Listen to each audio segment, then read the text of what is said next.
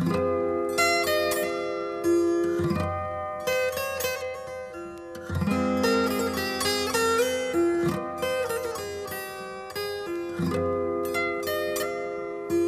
now I'd like to tell you just a little bit about Julius Lester. You are in for a treat today.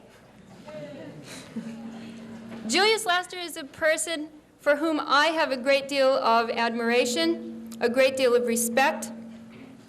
He is a person whose intellect is extraordinary, who is very warm and friendly, and who just knows a lot. He is a writer. He has written a number of books. Is it 13, 14, something like that.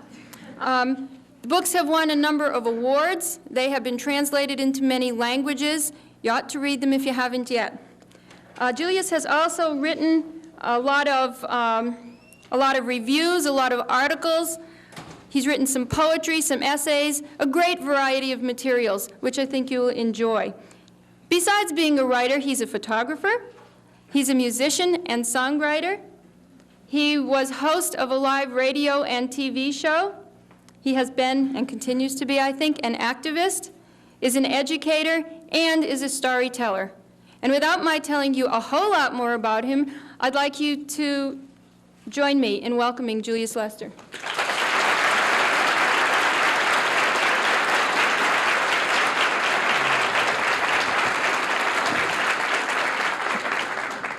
Thank you very much. I have to say before I start that I woke up this morning with a sore throat. I think my voice will last, and if I begin to sound fuzzy, it's okay. I'm going to make it through. All right. Phil has asked me to talk today on the subject of storytelling as a way of knowing ourselves. And I'd like to begin with a confession. It's one that I'm ashamed to make in public, but I'll go ahead and make it anyway, which is that I love to gossip. Periodically, I ask my children if they have any good gossip. And my children look at me in dismay, scorn, and embarrassment. And one will say very self-righteously, well, you know, gossip isn't nice, Dad. And I'll respond, no, but it sure is fun. And then they will say in response, well, even if we had any gossip, you don't know the people. And I say, that has nothing to do with it. And so after they make me grovel shamelessly, they will then tell me that so-and-so took his father's car and hasn't been seen for 2 days. And I will say, wow. And then I'll settle into imagining what occurred in a family that such would have happened. Now, one isn't supposed to publicly say that he or she likes gossip. And to be honest about myself, I should add that I positively love to hear the latest dirt, and the dirtier the dirt, the better. During times when I can't learn the current gossip, I have been known to start gossip, but never about anybody real. At least I hope they aren't real. Now, you may not want to admit that you like gossip, but of course you do, because what is gossiping except storytelling? Anytime you open your mouth and say, did you hear what happened to so-and-so? You are a storyteller. And the better the gossip you pass on, the better storyteller you are. We grow up with inflated notions of stories and storytellers. I meet people who tell me that they can't tell stories. And it's sad that they feel this way. But we have been educated to believe that stories must begin with once upon a time. However, I am convinced that the first stories began very differently. Imagine, if you will, several thousands of years ago, a little kid running in the house and yelling, hey, Mom, guess what happened to Little Red Riding Hood? Imagine 4,000 years ago, 5,000 years ago, what the neighbors might have had to say about two brothers. Girl, you won't believe this, but you know old man Isaac? He's got 2 boys, Jacob and Esau. That's the one. Well, he's been sick, you know. Lost his sight about a year or so ago, and he thought he was about to die and wanted to give his blessing to the oldest boy. That was the one named Esau, the red-headed one. Well, honey, Jacob, the youngest one, he heard about it, and tricked his daddy into giving him the blessing. And you know who was behind the whole thing? Isaac's wife. She sure was. Now, can you imagine a mother tricking her husband and her oldest boy so that the youngest one could get the blessing? Well, child, I never did trust that husband anyway. Story is not something that we tell. Story is who we are. All our lives are a story. We like gossip, whether we want to admit it or not, because in gossip, we hear a story about someone else. And in that story, we hope to learn something about ourselves. The root meaning of the word story is to see. Story enables us to see. And in seeing, we hope to learn how or how not to live. That is why it's interesting that another of the root meanings of the word story is guide. In story, we seek a guide to our own lives. Through hearing of the fortunes or misfortunes of others, we hope to be guided away from misfortune and toward fortune. There are many categories of story, and gossip, I think, is the most common. Another category is humor. We all love jokes. While the object of jokes is to entertain and make us laugh, humor is also a way of making us look at reality with new eyes. There's a bumper sticker I like that says, "When the going gets tough, the tough go shopping." There is a truth there that many of us live by, reluctant though we may be to admit it. Story in the form of humor helps us accept what may be embarrassing, and once we accept these aspects of ourselves, we are better able to use them as guides in our own lives. One story I heard a couple of years ago, which I'll tell you now, has certainly become a very important guide in my life. The story is that there was a flood, and there was an old man who was sitting on the porch, and the water had covered the road, and a National Guard Jeep came along and said, "Old man, you better get in the Jeep, the water's rising." Old man said, "That's all right, Lord will take care of me." Jeep rolled on off. Water rose up to the porch level. Old man went up in the house on the second floor. Motorboat came by. He yelled up, "Old man, you better get in the boat, water's rising." Old man said, "Lord will take care of me, I ain't gonna worry about it." Water rose up higher. Old man got up on the roof. Army helicopter came over, dropped down a ladder, said, "Old man, you better climb up. Water's rising." Old man said, "Lord will take care of me, I ain't gonna worry about it." Helicopter went on away. Water rose up. Bloop, bloop, bloop. Old man drowned. A couple of weeks later, old man was in heaven. Walking down the streets of heaven, he saw God hanging out on the corner. Went over to him and he said, "Lord, you remember that flood down there on earth a couple of weeks ago?" Lord said, "I remember it." He said, "Well, Lord, I drowned in that flood and I kept telling folks you was going to take care of me." Lord said, "Oh, you the fool." "Yeah." Lord said, "Yeah, I was going to take care of you. What do you think the Jeep, the motorboat, and the helicopter was?"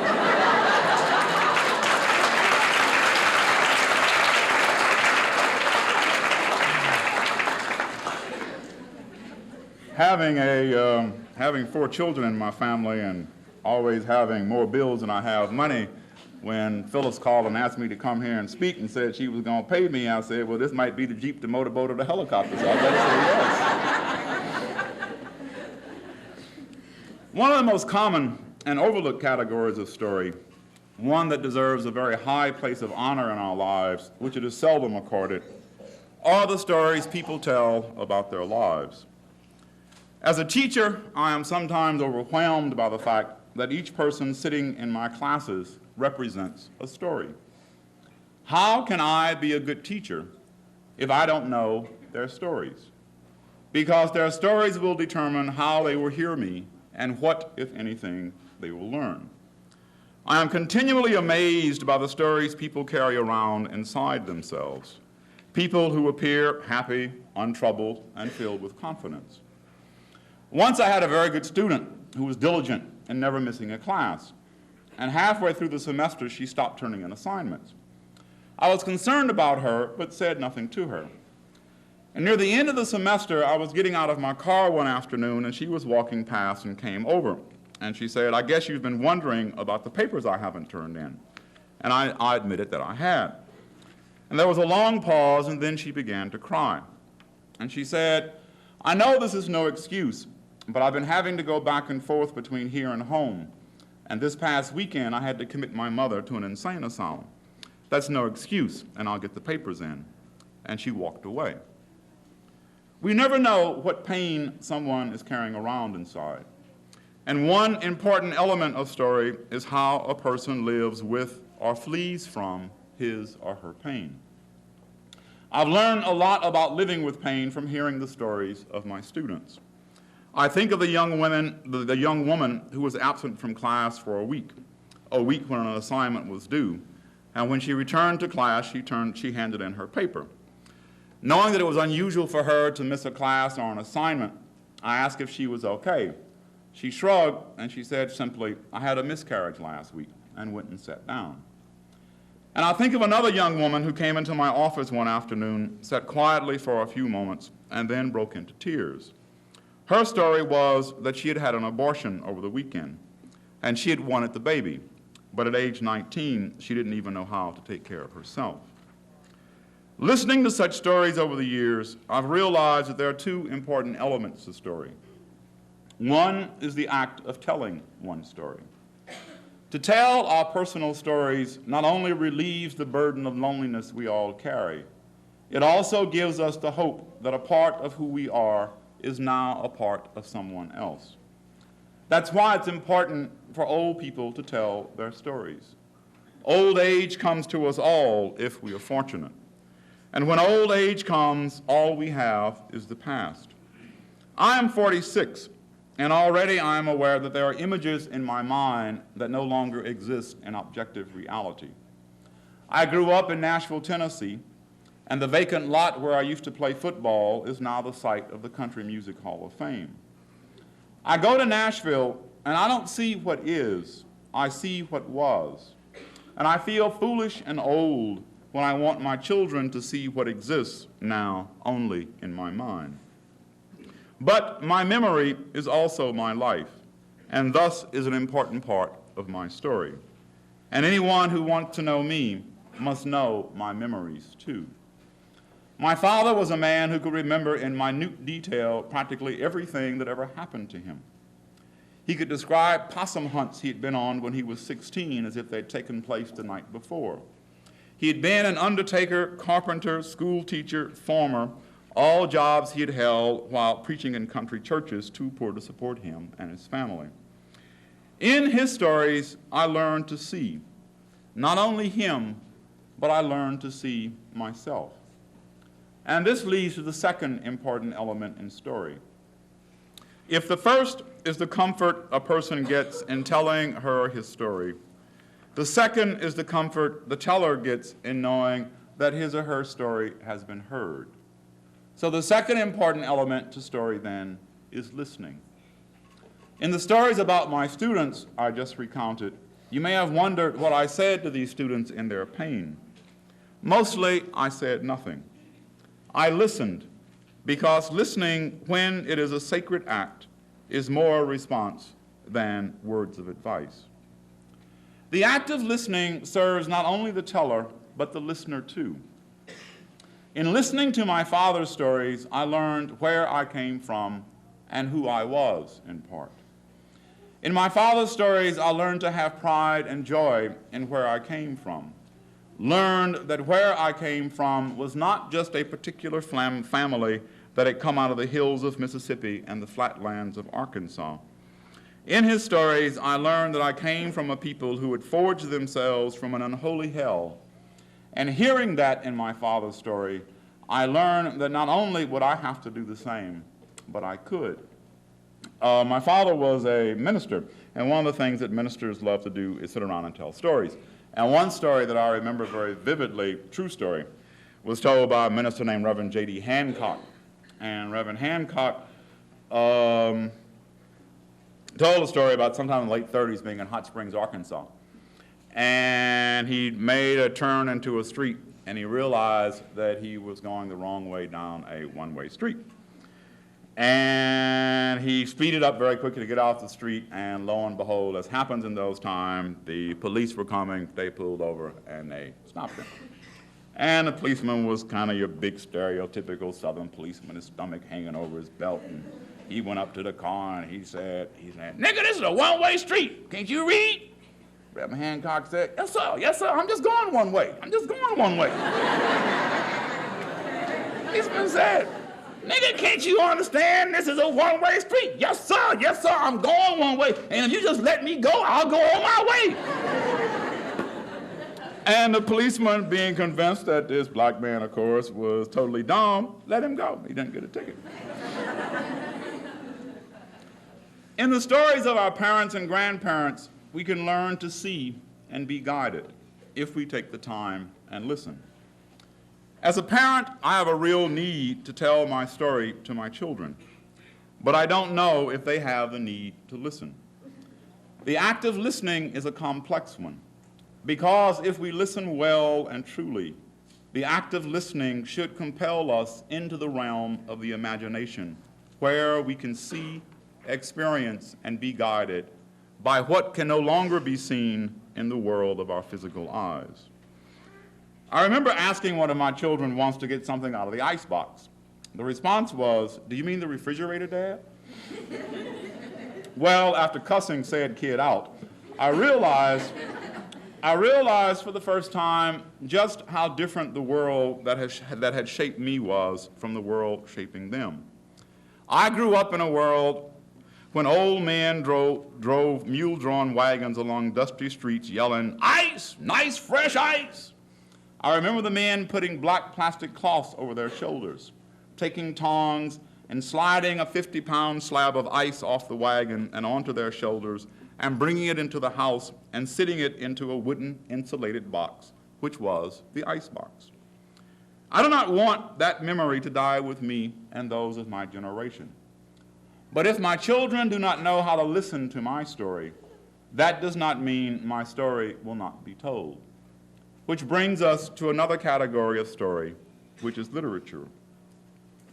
If we listen to the stories of our parents and grandparents to learn where we came from, we read literature for the same reason. Except that in literature we learn, or we should learn, that people are really not that different from each other. If this were not true, then a Russian, African, or Chinese novel or poem would make no sense to us. Story has the power to bind us with one another, regardless of race, nationality, age, or sex, because all human experience is the same. The feelings of love, rage, fear, joy are the same, regardless of who we are or where or when we live. A poem. My dinner yesterday was the shin of an elderly goat and a serving of hempen cabbage 10 days cut. My host's name, oh, I'll not tell you. He's an irritable chap and might invite me again. That's a Greek poem written around 700 BC. Another poem. It may be hard enough to do, but if you try, you'll find a way to pin down quicksilver, but not a woman's mind. That poem comes from India between the 4th and 10th centuries. One of the wonderful things about story is that when we encounter it in the realm of literature, we find ourselves gazing into a mirror that returns a true image of our own stories.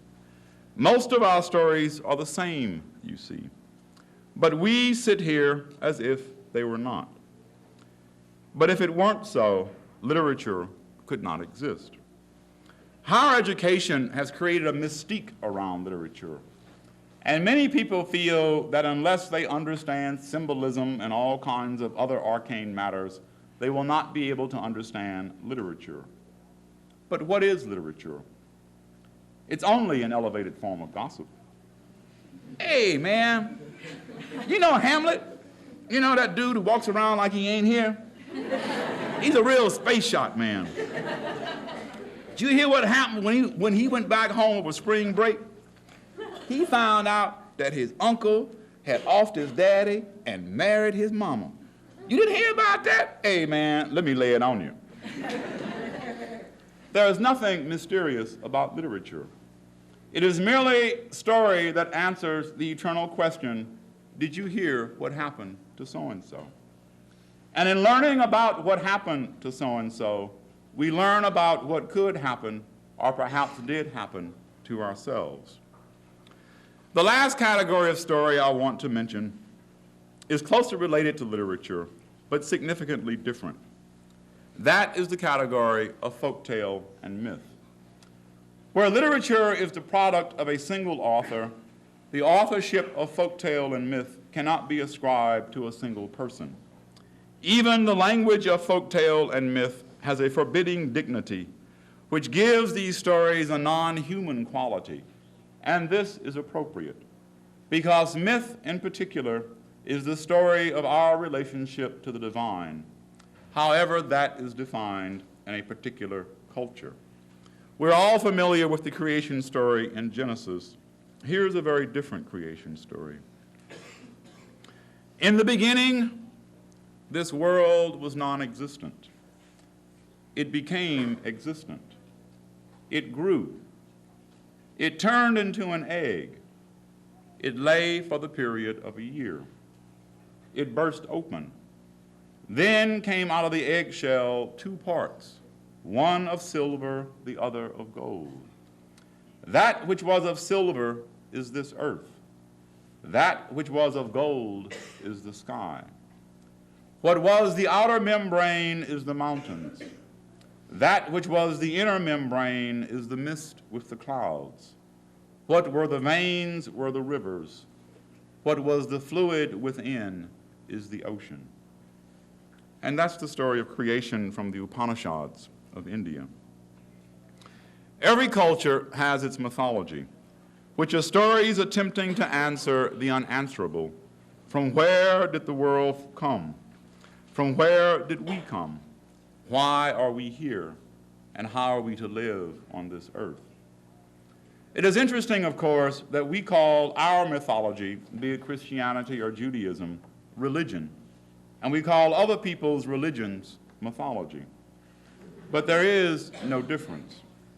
The basis of all religions are stories into which we gaze, seeking to see ourselves and be guided and walking in the path of righteousness. This is perhaps the most exalted level of story, as well as the most mysterious and difficult. It is also, ironically, the most private level of story, because the story we tell to God, and isn't that what our lives are, is known only by us and Him. And it is the only story whose ending we cannot know. I will leave you with a myth from Africa.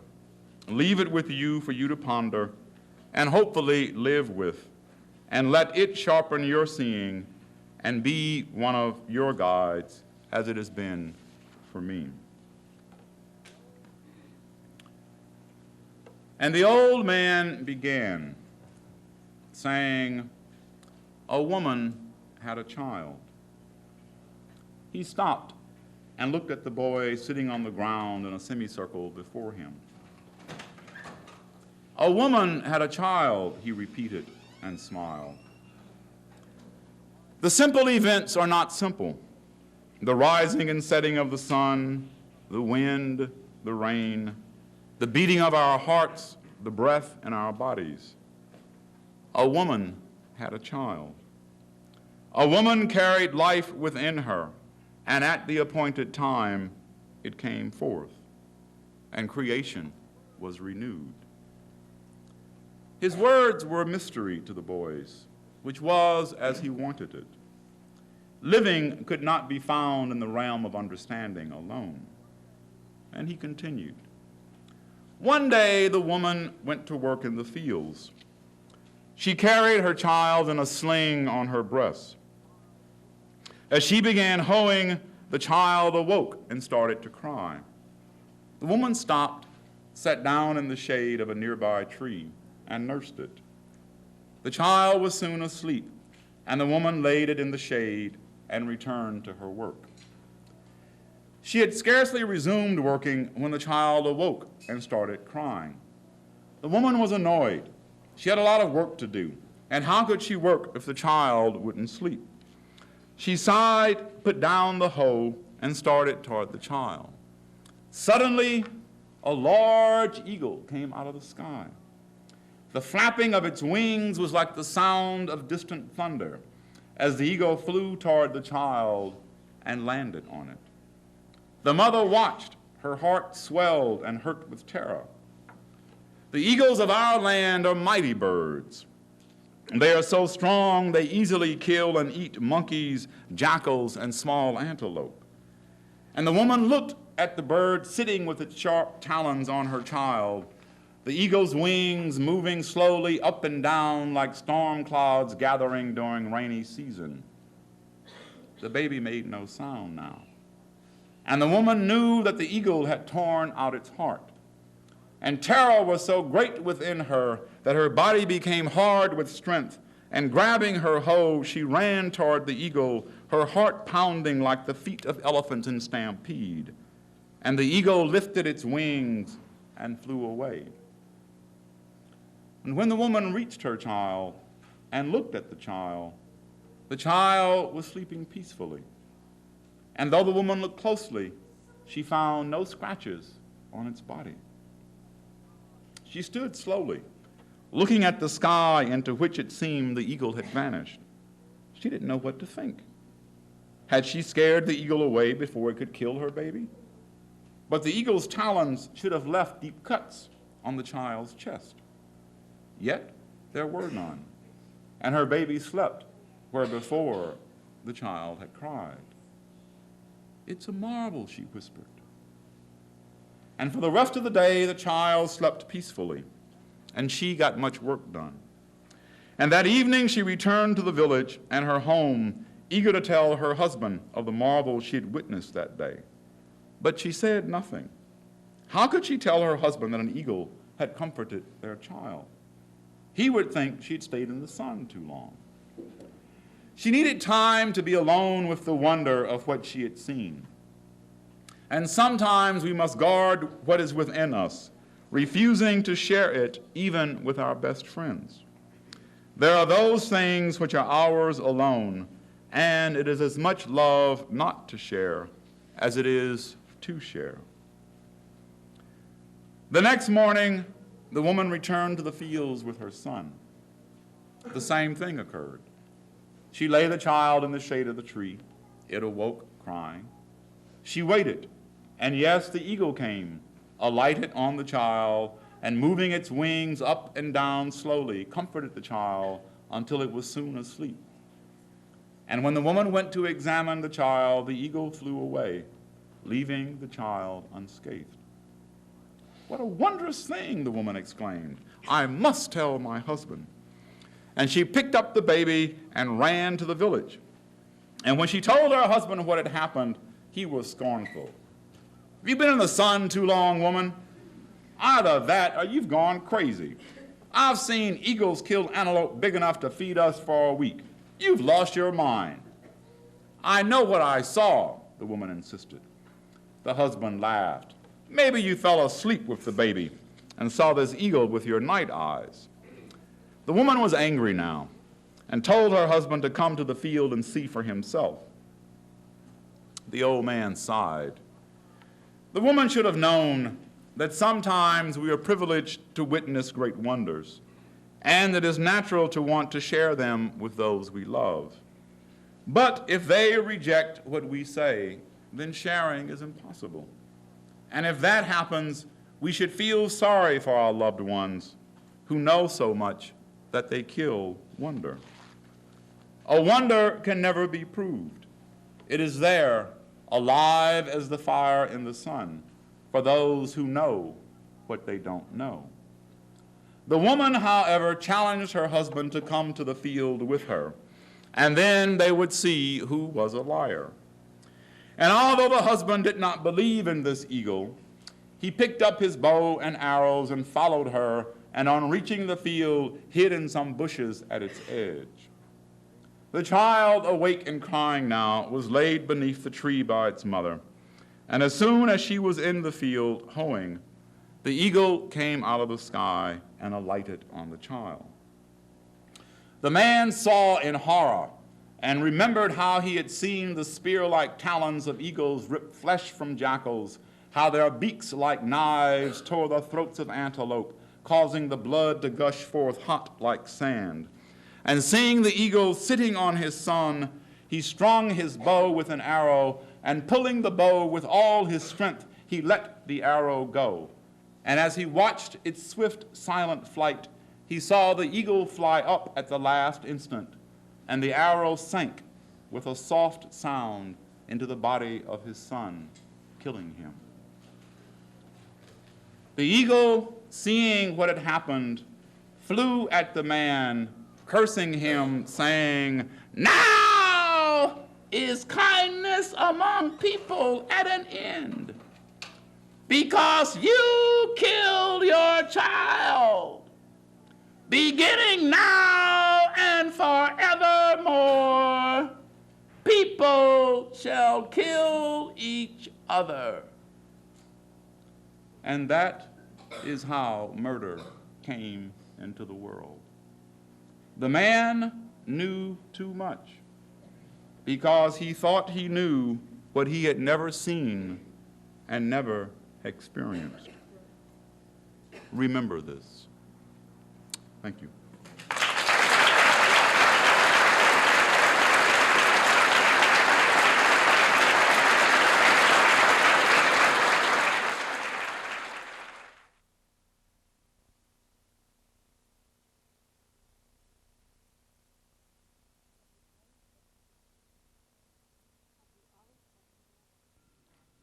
Have you always been interested in storytelling? I've been interested. I grew up hearing stories, and so it's just very natural. So yeah, I love stories, and I just grew up. My father loved to tell stories. Where do you do your research? Well, to be a slave, I did the research. The Library of Congress has file cabinets on file cabinets of interviews that were done with ex-slaves in the 1930s as part of the Federal Writers Project. And so I went through all that material, and then plus there were a number of slave narratives published between 1830 and 1860, a lot of which, at the time I was doing the research, I was able to find in secondhand bookshops in New York City, because nobody was interested in that stuff at that time. So those are the two sources that I got the material from. Are your children interested in writing? Not really, no. I think my oldest son has a lot of talent as a writer. And I think whether he will go on and develop it, he's beginning to show some interest in it, but I think it's very hard for him, given that his father's a writer, for him to find his space and his definition, so he's, going through that. Generally, my children tend to, how can I describe it?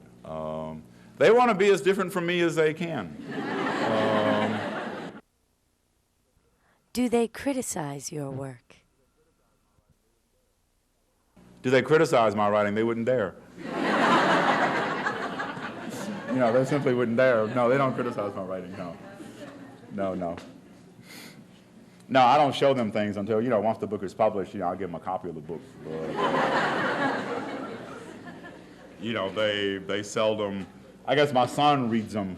There's some I haven't given them yet, but they don't even read the books when I give them to them. It's kind of like if they have to deal with that, they don't know how to deal with me, so they just kind of, don't deal with that part, which is okay. At what age did you write your first story? My first story, I got 16 or 17. I tried to write my favorite kind of story is detective fiction. I love detective fiction.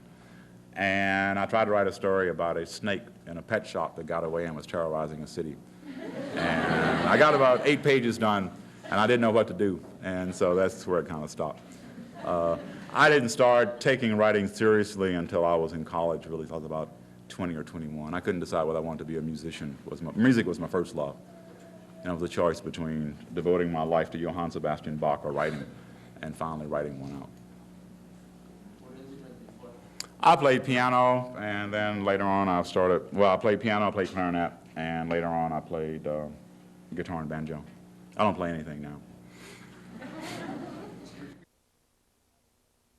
Where did you get your degree? I have a BA degree from Fisk University, and that's it. Who is your favorite author? My favorite author is Stephen King.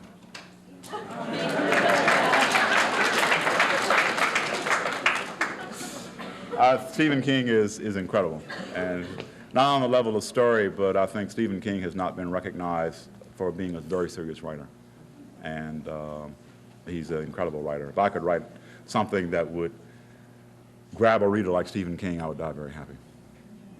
I really would. Do you have any tips for writers? Writing is difficult, period. And that the key to writing for me is rewriting. There are pages in books of mine that were quite literally rewritten 25 times, just one page. And that I resent sometimes that somebody can sit down and in 2 or 3 hours read something that it's taken me 3 years, 5 years to write. It really makes me angry. And so that my tip would be is that you just have to rewrite until you've got that particular sentence right. And then you go on to the next sentence. And you just keep going until every sentence is as good as you can write it. I always know that, yes, I can write better, but that I have to accept that this is as best as I can do at this time in my life. Next book will be better, but this is as best as I can do. I pick up a book of mine that's published, I open it to any page, I can see immediately a sentence that needs rewriting. That's why I don't read my books once they're published, because I'll see, why didn't I take that word out? I think my advice is also to cut, to be ruthless about cutting. But the book I'm working on now, God, I spent 4 weeks rewriting the first 25 pages. I was so depressed. But I'm one of those that I can't go on until this section is right. And the beginning, if I get the beginning right, then everything else would flow. So I spent a month on the first 25 pages, and that was every day. Do you read your reviews? I scan reviews. I generally read the first paragraph and the last paragraph. And I may hit a few places in between. The first reviews, when a book comes out, I'll read them because that tells me how the book is going to be received. And then after a while, I just scan them. How did you get interested in broadcasting? He's referring to that I used to have a radio show in New York, which he used to listen to. It was something that happened totally by accident. The radio station called me up one day and asked me if I wanted to do a show, and I said, why not? So I ended up staying 8 years. It was a live call-in radio show. I would read the paper on the air, and people would call in and talk about what they wanted to talk about. And we'd just talk on the air, and I'd play music, and it was like I had 2 hours in time and space that I could improvise in, that I could create something in time and space. And it was the most wonderful feeling to go on the air at 7 o'clock. And I feel like I had a real feel for knowing what people needed to get up in the morning. I love to get people up in the morning. I don't like the morning, but I know, and maybe because I don't like the morning, I know what people need in the morning. And so I'd get on the air at 7 o'clock, and it'd be 2 hours in which I could just create in time and space, whatever I wanted to do. Classical music, jazz, read the paper, read poetry, talk to folks, whatever. It was fun. It was really great. I would read from TV Guide on the air. I'd do anything. Whatever came to mind, and it was fun. It's really crazy. So it was all prompted? it was all, you know, little scary moments. 7 o'clock came and, you know, I turned the pod up and I'm on the air and you jump off into the void and, you know, you have to produce, you know, you have to. So it was great. I don't miss it, but it was great. Do you have a set plan when writing? I think that if I had a set plan as to where I'd write, if I know what I'm going to write, what's the point of writing it? I write to find out what I don't know. And so that I write for the surprise. I mean, you know, that speech, you know, Phyllis says, you know, storytelling is a part of our lives, and I called up and said, what the devil does that mean? She said she didn't know. And so, you know, it was wonderful. I sat on the typewriter and I said, well, you know, what is this about? You know, and so that because I didn't know, when I finished, I said, oh, that was a nice surprise. I didn't know I knew all of that about story. I never put it together. And so that I can't write with too much of a plan. I get bored. There are other writers who have to have a plan. John D. MacDonald, who's another one of my favorite writers, does the Travis McGee series. John D. MacDonald says he can't write unless he knows the ending. Once he knows the ending, he can write. I have to know the beginning. If I knew the ending, I just wouldn't do it. Why are people reluctant to listen to each other's personal stories?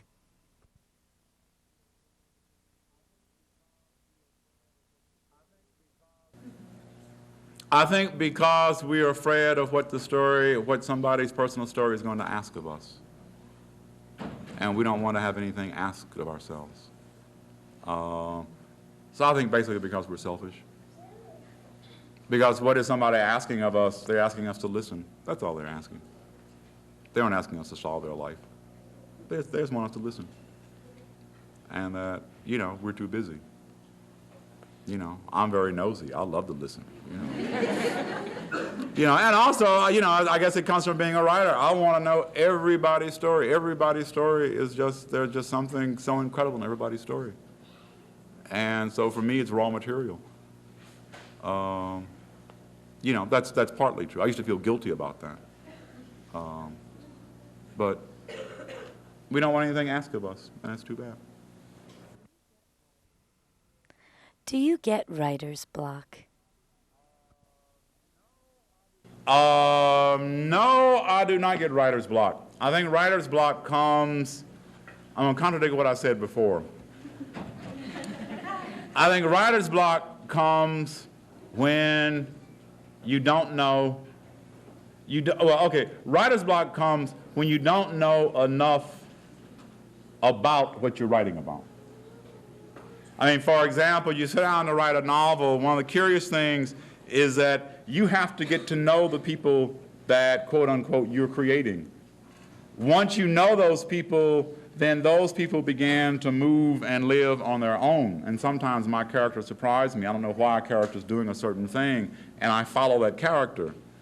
So that writer's block comes from not knowing really what you're writing about. Once you know what you're writing about, you aren't blocked. And so that if I find myself stopped, then I just, you know, say, well, what is it that I'm writing about? I finished a piece last night for the New Republic, which was giving me the fits because I was writing about the civil rights movement. And there was so much I wanted to say, I couldn't get going. And so I just had to stop and say, okay, what am I going to select? What is this particular piece about? Once I knew that, you know, it was done. Thank you very, very much.